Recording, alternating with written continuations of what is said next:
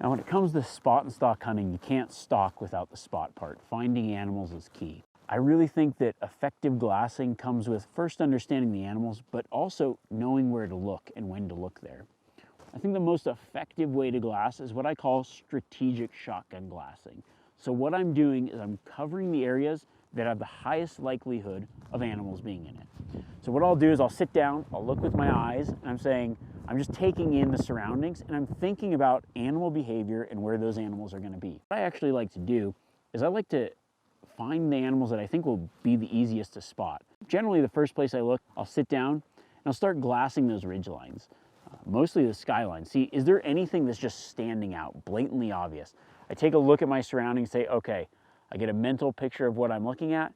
Now I'm going to scan these top ridge lines and then maybe some of the finger ridges coming off.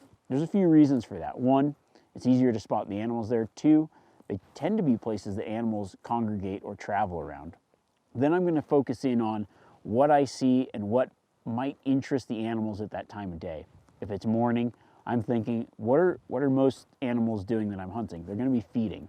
So I'm going to look around and see, okay, there's a potential feeding area, there's a potential feeding area, there's a potential feeding area.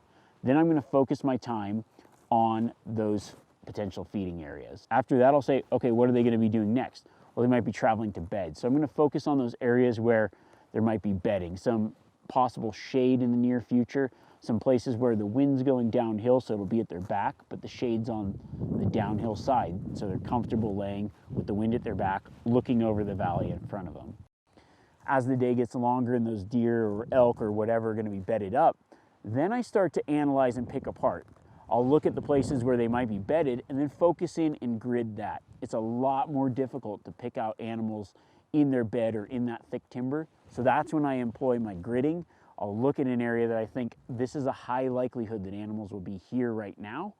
Then I start to pick that apart. I might get out the spotting scope, go back and forth, zoomed in, and really analyze the terrain. When it comes down to it, strategic shotgun glassing is the most efficient way to glass. You're looking in the best places at the best time.